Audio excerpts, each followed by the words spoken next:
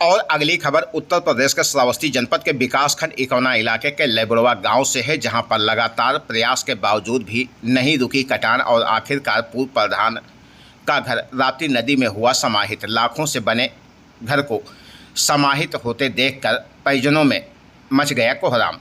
आप सभी का सबसे तेज खबर श्रावस्ती चैनल में स्वागत है। चैनल को लाइक शेयर और सब्सक्राइब करें, साथ ही घंटी का बटन दबाना न भूलें, जिससे हर अपडेट आपको सबसे पहले मिलती रहे। खबर उत्तर प्रदेश के श्रावस्ती जनपद से है, जहां पर राप्ती नदी इस समय कहर बरपा रही है। लगातार लोगों के घर द्वार खेत खलिहान सब कुछ अपने आप में समाहित करने को राप्ती नदी बेताब है। लगातार कटान हो रही है। श्रावस्ती जनपद के इकौना इलाके के लेबड़वा की ये तस्वीरें हैं, जहां पर बीती रात लगभग 8 बजे पूर्व प्रधान का घर राप्ती नदी में समाहित हो गया। परिजनों ने बताया कि लगभग 50 लाख रुपए की कीमत से बने घर का समाहित हो जाना लोगों के लिए दुख की बात है। अब ये लोग कहाँ जाएं? लगातार यहाँ से ईंट पत्थर निकाले जा रहे हैं। लोगों को सुरक्षित स्थान पर पहुँचाने की ग्रामीण कोशिश कर रहे थे, लेकिन ग्रामीणों की यह कोशिश नाकामयाब रही और यहाँ पर सब कुछ अब समाहित होता जा रहा है। क्या लेबड़वा गांव का अस्तित्व ही मिट जाएगा? ये बड़ा सवाल अब सामने आ रहा है। राप्ती नदी जिस तरह से कटान कर रही है, उसे देखकर ऐसा ही लग रहा है कि लेबड़वा गांव का पूरा अस्तित्व ही समाप्त हो जाएगा। श्रावस्ती जनपद के इकौना के लेबड़वा की ये तस्वीरें हैं, जहां पर कटान आप देख पा रहे हैं कि किस प्रकार से भीषण कटान यहां पर जारी है।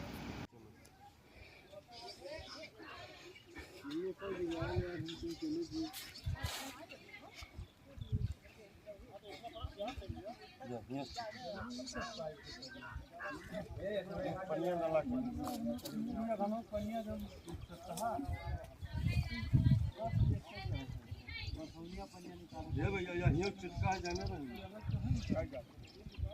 वो जाता है यहीं।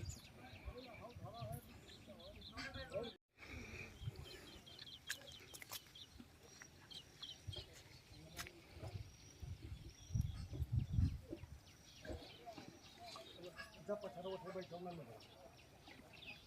क्या कर रहा है भाई व्हाट जो और दिखा रहा है।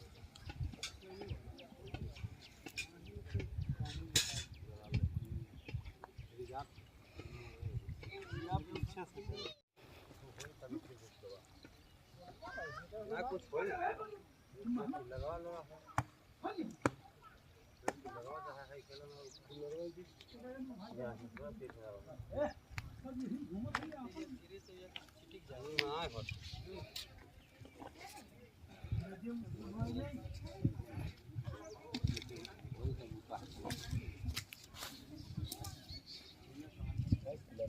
देखो जाते हैं, देखो चले जाते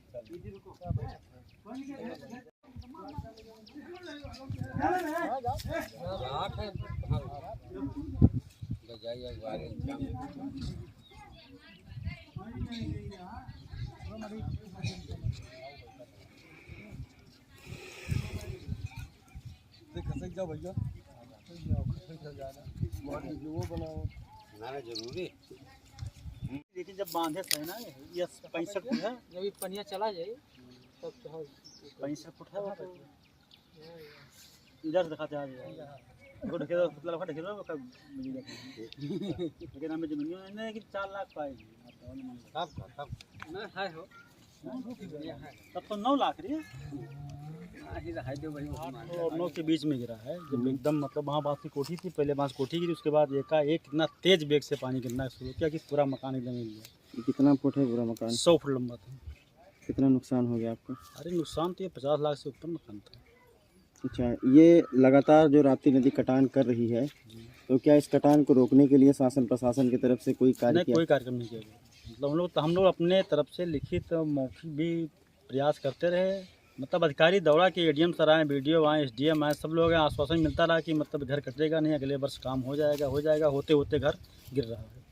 अच्छा, अभी आपका घर गिरा है कितनी आबादी है आपके घर के पीछे अगल बगल और कहाँ कितने? मतलब ये लेबड़वा में जो इस मजरे कट रहा है, इसमें 50 घर हैं। इसी में प्राथमिक विद्यालय है, सार्वजनिक शौचालय है। अब हमारा घर कटने के बाद फिर हमारे बगल वाला कटेगा, फिर अगला कटेगा। मतलब ये रोड पे जो है लगातार सब लोग हैं। खेत कितने कट गए यहाँ तक? खेत यहाँ लगभग कटा होगा 600-700 बीघा टोटल। फिर रास्ता था नदी तक जाने के लिए, वो रास्ता बचा? कोई रास्ता नहीं, वो सब कट गया, सब कुछ खत्म हो गया। अच्छा, इतनी तबाही हो गई, क्या शासन प्रशासन की तरफ से कोई लेखपाल वगैरह नहीं, लेखपाल सर कल आए थे, अभी फोन किए थे कि अभी हम आ रहे हैं, बाकी कोई नहीं हुआ है। आज ही हाल है, आज इनके कटा है, कल हम सब कहाँ जीवे। हाँ तो अगर हमारे तो भाई गिरवे की नहीं ना है, और लोग अपन ए त्रिभुवन यहाँ आगे तुम्हारे नंबर आगे क्या समस्या आ गई है? आप लोग भाई संख्या में एकत्रित हैं यहाँ पर। अरे प्रधान जी के कटे लागे हमारे लोगों ने कटी है। अच्छा, कितने गांव दादा इस गांव में कितने घर हैं? 50 घर है ना। 50 घर। अच्छा, एक का नंबर लग गया। हाँ। आगे आपका भी होगा। आपके भाई का होगा, रिश्तेदार का होगा। हाँ। क्या लग रहा है राप्ती नदी जिस तरह कटान कर दी, क्या लग रहा है? तो काट लिए, पूरा समाहित हो जाएगा, पूरा गांव समाहित है जी। पूरा गांव समाहित हो जाएगा। बांध नहीं बनेगा जो तो इसके लिए आप लोग कुछ कहना चाहते हैं शासन प्रशासन से, जैसे आपको खतरा है कि आपका गांव चला जाएगा। हाँ, आज पहले घर से शुरुआत हुई है, हाँ। कुछ मांग करते हैं आप लोग? मांग तो 1 महीने से करा जाते हैं। 1 महीने से मांग किया था, मांग तो 1 महीने से करा सुनवाई नहीं हुआ है। तुम्हें बता दो, तुम्हें बताओ ना। क्या 2 शब्द बोला तो इन्हें बताओ तो लोग तबाह हो जाए, बर्बाद हो जाए। अभी तक नहीं रोका गया तो अब यहाँ रोके कोनो अधिकारी नहीं।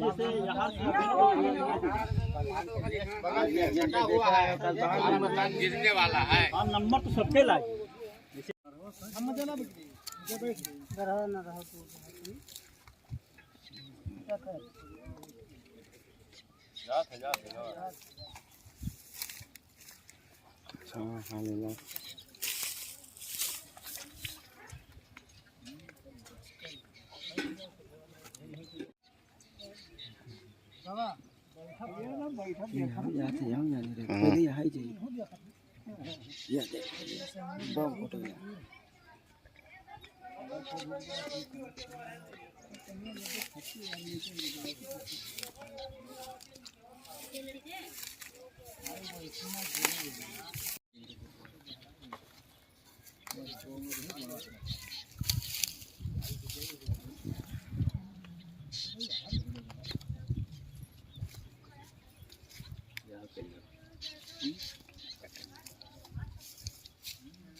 तो वो तो निपटेबे के लिए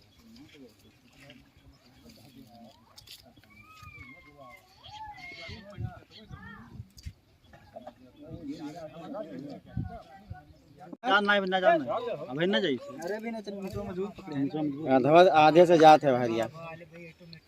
हटी हो, अरे हटी हो, डाल लो।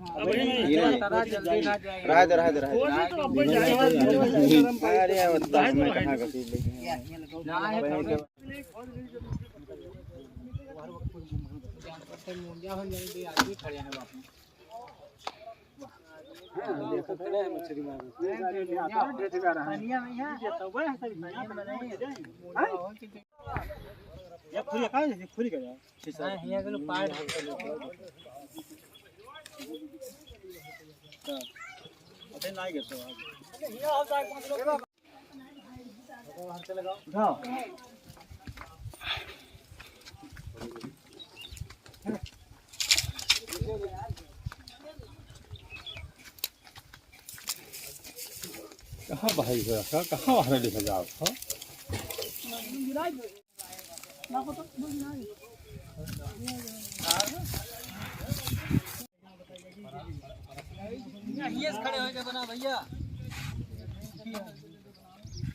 जहाँ सूरज रही तहार बनावा जी की उल्टा बनावा जी।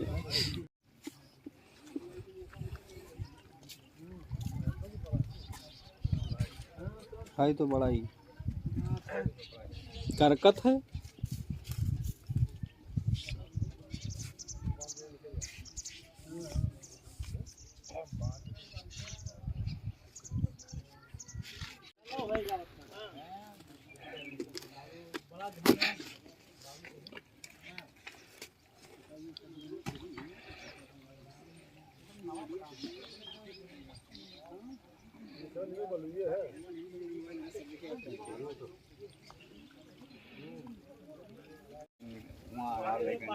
हाँ, में लगा था टांगा है, नहीं तो पानी आए तो रहा।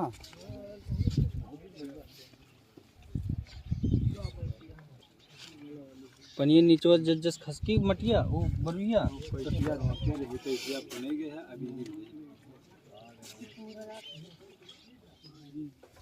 प्रयास क्योंकि भाई लेबड़वा सदैव राप्ती नदी से कटान और बाढ़ से पीड़ित गांव रहा है। आज नहीं, इसमें पूर्वज हमारे बीत गए। मेरे बाप बताते थे कि मेरे उम्र में जो है 14 बार कटा है पहले, है ना। ये मेरे सामने भी ये तीसरी बार कट रहा है घर।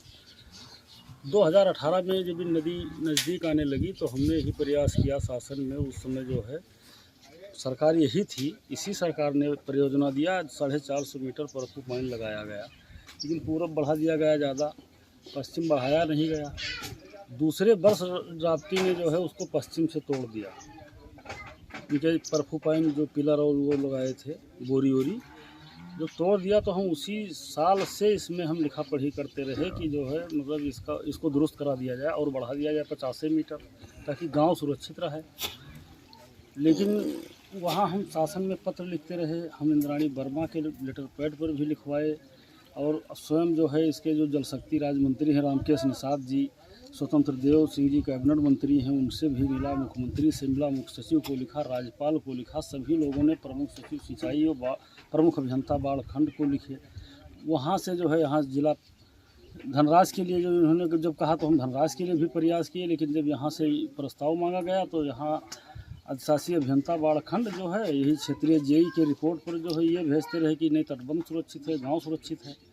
इस बार जो है हुआ वही, हमने ये कहा था कि वो राप्ती नदी उसके उस पश्चिम से जो है इस पार निकल आएगी, और इस बार जो 6 जुलाई को बाढ़ आई उसमें वही हाल हुआ। नदी पश्चिम से ही इधर आकर के काट के पूरा वो लेकर चली गई, तब से कटान करती रही, फिर आकर ये गांव पकड़ लिया। आज मेरा घर ये धराशायी। ये घर जो आपका गिरा है ये कितनी कीमत से आपने बनवाया, कितना इसका लंबाई हमारा चौड़ाई? इसका कीमत अब आज के तारीख में 2.5 बीघे में बना है हमारा, जिसमें ये पक्का मकान तो 100 फुट इधर था उत्तर दक्षिण को जो है, मतलब इसमें हमारे 8 परिवार हैं, 4 भाइयों के है ना, बंटवारा परिवार मिला करके 2.5 बीघे में ये बना था हमारा। आज की इसकी कीमत तो करोड़ों है। उस समय हमारा इसमें 40 लाख रुपया लगा था, है ना, ये 2010 में। अच्छा, अभी आपके घर से शुरुआत हो गई है, आपका घर तो हम लोग देख ही रहे हैं गिर गया है जी। इस घर के बाद कहाँ तक ये राप्ती नदी आ घर सकती के है? बाद ये लेबड़वा जो है राजस्व ग्राम है, और इसमें जो है 4 मजरे हैं इस समय, उधर जो बसे हुए हैं। तो ये नदी का जो मतलब स्तर हमें अनुभव है। तो 1990 में जब ये गई है तो वहाँ जो बरगद है कौना देहात में लगा है, पीपर एक समय स्थान है, बहुत पहले वहाँ चलती थी। 90 में वहाँ पहुँच करके फिर बैक हो गई, फिर 2007 में ये बैक हो गई, यहाँ तक आई थी जहाँ से ठोकर लगाया था इन्होंने। और इस बार जो है अब इसका कोई जगह नहीं है, ये अगर या तो सीधी हो जाती वहाँ मनिकौरा के पास से तो हो सकता है सीधी करके और इसके तटबंध को सुरक्षित करके रोक देते तो सीधी चलती। उधर पुल बन गया है जो अंधरपुरवा, वहाँ का ठोकर बना है उसके सुरक्षा के लिए इधर उधर दोनों तरफ, क्योंकि उससे बाहर पड़ रहा है। अगर ककरा घाट पुल निर्माण होता है तो वो भी बनाएंगे, अपने पुल के ही सुरक्षा के लिए बनाएंगे। ये सबसे बगल हो जाएगा, और इसके लिए जो कोई स्पेशल मतलब काम नहीं किया गया इसको यहाँ पर रोकने के लिए या सीधी करने के लिए। अच्छा, आपके तो ये हमारे चारों गांव समाप्त हो जाएंगी। ये पूरा क्षेत्रफल ये 3 बार राप्ती नदी के कटान का ही क्षेत्रफल है, लेकिन गांव वालों के पास चूंकि आर्थिक विपन्नता हमेशा झेले, बाढ़ से पीड़ित रहे, खेती किसानी इनकी कभी मतलब निकलती ही नहीं है बाहर। अब ये देख लीजिए पूरा टापू और ये बालू जो कट के कई वर्षों से लेबड़वा का क्षेत्रफल सर्वाधिक इधर ही है। इधर जो बचा है लोग बसे हैं उनका की तो खेत है, बाकी दूसरे ग्रामवासियों का खेत इस एरिया में है। अच्छा, क्या मांग कर रहे हैं आप लोग, ऐसा क्या करे सरकार मांग की? तो ये इनकी पात्रता अगर देखी जाए ग्रामवासियों की तो ये तो भारी आर्थिक सहायता और पुनर्वास के लिए जमीन पाने के पात्र हैं, क्योंकि सदैव पीड़ित रहे। वर्तमान समय में सरकार की तमाम योजनाएं हैं संचालित हो रही हैं, लोगों को लाभ दिया जा रहा है। पहली बात तो इसको कटान से रोकने के लिए हमारे बाद जो है अगर प्रयास कर दिया जाए तो गांव बच जाएंगे, और लोगों की जो है आर्थिक व्यवस्था माली हालात सुधारने के लिए सरकार जो कुछ योगदान कर सके वो सब उचित होगा, मुनासिब होगा, क्योंकि वो वास्तविक पीड़ित अगर कोई है तो लेबड़वा के निवासी है। अच्छा, ये तो घर की बात हुई, ये बताइए कि कितने बीघा खेत लगभग नदी में अब तक समा गया होगा अगल बगल? ये 75% लेबड़वा का क्षेत्रफल राप्ती में समाहित है। केवल बचा जो है आंशिक ही बचा है 25% मात्र। जितना इसका ये मतलब इस ग्राम का जितना संपूर्ण रकबा है उसका 75% राप्ती नदी में है, 25% ही इधर बच रहा है कि मेरे कौन सा गांव है ये लेबुड़वा गांव है। अच्छा, यहाँ पर बीती रात एक घर गिरा है, क्या लग रहा है यहाँ पर कटान कैसे हो रही है? बहुत तगड़ा कटान है, देख लीजिए एकदम झमाझम तो पानी में आरार गिर रहा है और ये मकान भी गिर गया है। प्रधान कन्हैयालाल यादव का ये सामने आप खड़े हैं, देख रहे हैं, मकान पूरा ढह गया, आधा तो गिर गया नदी में और कुछ बचा है आंशिक। जबकि इनका 2-2.5 बीघे में मकान बना था, करोड़ों रुपए की संपत्ति का नुकसान हो रहा है। कोई सरकार इस पर ध्यान नहीं दे रहा है। हम लोग सरकार से गुहार भी लगाते हैं, इनको पुनर्वास की व्यवस्था कराई जाए तथा ज़मीन मुहैया कराई जाए, लेकिन कोई ध्यान नहीं दे रहा है। पता नहीं क्या कारण है, किस कारण से कोई ध्यान नहीं दे रहा, कोई देखने तक नहीं आ रहा है। करीब करीब ये 7 तारीख से जो बाढ़ है, पिछले 27 तारीख से जो बाढ़ है, और 27 से आज तक हम कितना प्रयास भी कर रहे हैं, लेकिन कोई यहाँ देखने तक आ नहीं रहा है। श्रीमान जी, अब क्या करें हम लोग, ये सब लोग बहुत बेबस हैं। अच्छा, जिस तरह कटान तेजी से हो रही है, क्या लगता है ये गांव बचेगा? नहीं बचेगा, ये तो गांव बिल्कुल बचने की कगार पे नहीं है, क्योंकि 4 मजरे हैं और चारों मजरे बिल्कुल राप्ती नदी के धार के किनारे हैं। तो कोई आधार नहीं है। सामुदायिक शौचालय है वो भी गिर रहा है, बिजली के पोल गिर रहे हैं, और सामुदायिक जो क्या बोले प्राथमिक विद्यालय वो भी राप्ती नदी के किनारे पे है, वो भी गिरने वाला है। जो सरकारी आवास भी गिर रहा है, और हम लोग गरीबों का जो आवास है गिर रहा है, उसके लिए क्या सरकारी आवास के लिए तो भी कोई व्यवस्था नहीं किया जा रहा है। सरकार उस पर भी तो ध्यान नहीं दे रही है कि जहाँ बच्चे पढ़ रहे हैं, 100-200 बच्चे, 300 बच्चे पढ़ रहे हैं, वो कहाँ पढ़ने जाएंगे? यहाँ नज़दीक स्कूल भी नहीं है। यहाँ से 2 किलोमीटर आगे भाईपारा, वहाँ प्राइमरी पाठशाला है, तो स्कूल भी अगर ढह जाएगा तो बच्चे पढ़ने कहाँ जाएंगे? और फिर ये गांव जब नहीं रहेगा तो क्या करेंगे लोग? सरकार इसमें कोई व्यवस्था नहीं कर रही। हम सरकार से गुहार करते हैं कि इन परिवार पीड़ितों को ज़मीन मुहैया कराया जाए तथा इनको आवासीय का लाभ दिलाया जाए।